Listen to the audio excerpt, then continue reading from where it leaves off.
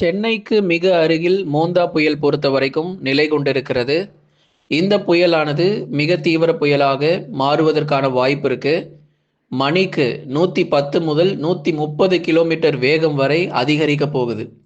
இது ஒரு சாதாரணமாக 90 முதல் 110 கிலோமீட்டர் வேகம் என்றுதான் எதிர்பார்க்கப்பட்ட நிலையில இதனுடைய வேகத்தன்மை பொறுத்தவரை அடுத்து வரக்கூடிய 24 மணி நேரத்துக்குள்ளாகவே அதிகரிக்க போகுது. ஒரு தீவிர புயலாக மாறும் என்று எதிர்பார்ப்பு இருக்கு. சென்னைக்கு மிக அருகே தற்பொழுது நிலை கொண்டுள்ள மோந்தா புயல் பொறுத்தவரை மேலும் அதனுடைய தன்மையை மாற்றிக்கொள்ள வாய்ப்பு இருக்கு. அதாவது அந்த காற்றுடைய வேகம் மற்றும் ஒரு புயலானது தீவிர புயலாக மாறுவதற்காக வாய்ப்புகளும் படிப்படியாக அதிகரிக்கும். ஏற்கனவே வங்கக்கடல் பொறுத்த வரைக்கும் கடும் சீற்றமாக காணப்படக்கூடிய சூழ்நிலையில அடுத்து வரக்கூடிய நேரங்களில் மழையினுடைய தீவிரமும் மிக மிக மோசமாக அதிகரிக்க போகுது. சென்னையில் காற்றுனால பாதிப்பு இல்லை அப்படிங்கிறத ஏற்கனவே நம்ம தெளிவுபடுத்திட்டோம். ஆனால் மிக கனமழை பொறுத்தவரை கண்டிப்பாக பதிவாகும். வட சென்னை மற்றும் திருவள்ளூர் மாவட்டங்களில் மிக கனமழை 12 சென்டிமீட்டர் முதல் 15 சென்டிமீட்டர் மழை வரை எதிர்பார்க்கப்படுகிறது. கன முதல் மிக கனமழையானது கண்டிப்பாக இரவு முழுவதும் மழையானது கொட்டி தீர்க்கும். மழை இன்னும் வரல, அதாவது எங்கள் ஊரில் சரியா மழை இல்லை அப்படின்னு சொல்லி மற்ற மாவட்டத்திலேருந்து நிறைய பேர் கமெண்ட் பண்ணியிருந்தீங்க. ஏன் அப்படின்னா இந்த புயல் பொறுத்தவரை மற்ற மாவட்டங்களில் வருவதற்கான வாய்ப்பு இல்லை. நகரக்கூடிய திசையை நம்ம முதலாவது பார்க்கணும். கண்டிப்பா இந்த புயலை பத்தின முழுமையான தகவல் நம்ம பார்த்து தெரிந்து கொள்ள போறோம். அதற்கு முன்னாடி நீங்க மறக்காம ஒரு சப்ஸ்கிரைப் பண்ணுங்க. நிறைய பேர் சப்ஸ்கிரைப் பண்ணாமலே பார்த்துட்டு இருக்கீங்க, புதிதாக நிறைய பேர் பார்க்குறீங்க.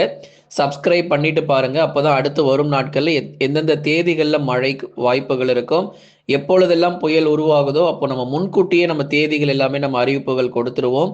லைக் பண்ணாதவங்க கொஞ்சம் வேகமாக லைக் பண்ணுங்க. கொஞ்சம் பேர் மட்டும்தான் நீங்கள் லைக் பண்ணியிருக்கீங்க. எல்லாருமே லைக் பண்ணி வானிலை அறிக்கை கேளுங்க. நாளைய தினங்களிலும் பள்ளிகளுக்கு விடுமுறை விடுவதற்கான வாய்ப்புகளும் சற்றே அதிகமாக போகுது. ஏன்னா இரவு நேரத்தில் மிக கனமழையும் வெளுத்து வாங்க போகுது.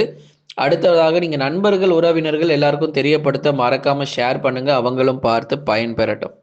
வங்கக்கடலில் உருவான மோந்தா புயல் சென்னையிலிருந்து தற்போதைய நிலவரப்படி 490 கிலோமீட்டர் தொலைவில் மையம் கொண்டுள்ளது. இது படிப்படியாக ஆந்திர கடற்கரை நோக்கி நகர்ந்தாலும் சென்னையில் மிக கனமழை பொறுத்தவரை ரொம்ப தீவிரமாக பதிவாகும் என்றுதான் எதிர்பார்ப்பு இருக்கு. அப்போ சென்னை, திருவள்ளூர், காஞ்சிபுரம் மற்றும் செங்கல்பட்டு உள்ளிட்ட இந்த 4 மாவட்டங்களிலும் பெரும்பாலான பகுதிகளில் கனமழையும் ஓரிடங்கள் குறிப்பாக கும்மிடிப்பூண்டி, பொன்னேரி, பழவேற்காடு மற்றும் அதன் சுற்றுவட்டார பகுதிகள், வட சென்னையில் இருக்கக்கூடிய பெரும்பாலான பகுதிகளில் தண்ணீரில் மிதக்கும் அப்படிங்கிறதுல மாற்று கருத்து இல்லை. கண்டிப்பாக இது ஒரு 12 சென்டிமீட்டருக்கு மேலாகவே நமக்கு மழை பொழிவு இருக்கும். ஓரிரு இடங்களில் மிக கனமழையினுடைய தீவிரம் அதிகமாக எதிர்பார்க்கப்படுது. ஆகவே ஏற்கனவே அறிவித்தபடி இந்த 4 மாவட்டங்கள் சென்னை, திருவள்ளூர், காஞ்சிபுரம், செங்கல்பட்டு இந்த 4 மாவட்டங்கள் முன்னாடியே நம்ம சொல்லியிருந்தோம்.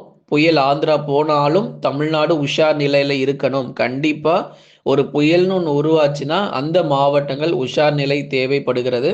சென்னை, திருவள்ளூர், காஞ்சிபுரம், செங்கல்பட்டு உள்ளிட்ட இந்த 4 மாவட்டங்களிலும் உஷார் நிலையில் இருப்பது நல்லது. தற்போதைய நிலவரப்படி மிக அருகில், சென்னைக்கு மிக அருகில் கிட்டத்தட்ட வந்தாச்சு. இன்னும் கொஞ்சம் வந்தது அப்படின்னா நமக்கு அதிக கனமழையே பதிவாகிறோம். ஆனால் அதற்கான வாய்ப்பு இல்லாத ஒரு சூழ்நிலை. பரவாயில்ல, இருந்தாலும் நமக்கு மிக கனமழை வரைக்கும் நிச்சயமாக கிடைக்க போகுது. சென்னைக்கு மிக அருகில் இருப்பதன் காரணமாக தான் கனமழையும் தற்போது விட்டு விட்டு நமக்கு பதிவாகிட்டு இருக்கு. காலை முதல் அதிகாலை முதல் இப்போ வரைக்கும் நமக்கு மழை இன்னும் விடாம இடைவெளி விட்டு மழை வந்து கொண்டே இருக்கிறத நம்ம பார்க்கிறோம். சென்னைக்கு மிக அருகில் இருப்பதன் காரணமாக இந்த மழை பொழிவு அடுத்தடுத்து மேகக்கூட்டங்கள் தொடர்ந்து சென்னை நோக்கி வந்துகிட்டு இருக்கு. நிறைய இடங்கள்ல கனமழையும் ஓரிரு இடங்கள்ல மிக கனமழையும் இனி வரும் நேரங்கள்ல இன்னும் நமக்கு ரொம்ப தீவிரமாகிறோம். அதனால எப்படி பார்த்தாலும் 24 மணி நேரத்தில் 15 சென்டிமீட்டர் மழை பொழிவு அப்படிங்கிறது குறைஞ்சது நம்ம எதிர்பார்க்கிறோம். அதாவது மினிமம் ரெயின்ஃபால் 15 சென்டிமீட்டராக இருக்கும். மேக்சிமம் 15 to 20 சென்டிமீட்டர் கூட. அதாவது இந்த புயல் பொறுத்த வரைக்கும் இன்னும் சென்னை ஒட்டி வரும் பட்சத்தில் இன்னும் அதிக மழை கூட நம்ம எதிர்பார்க்க முடியும். சரி, இது மழை ஒரு பக்கம் கொடுத்தாலும் கரை எங்கே தான் கடக்க போகுது? சென்னையில் கரை கடக்க போகுதா இல்லை ஆந்திராவில் கரை கடக்க போகுதான்னு சொல்லி பலரும் குழப்பத்தில் இருக்கீங்க. எந்த குழப்பமும் தேவையில்லை. இது ஆந்திராவுக்கு தான் இந்த புயல் பொறுத்த வரைக்கும் கரை கடக்கும். அந்த புயல் ஓரத்தில் இருக்கக்கூடிய அந்த புயல் உருவான அந்த ஓரங்களில் இருக்கக்கூடிய அந்த மேகங்கள் பொறுத்த வரைக்கும் தொடர்ந்து தமிழகத்தின் மேல நமக்கு பரவி இருக்கிறது நம்ம பார்க்கிறோம்.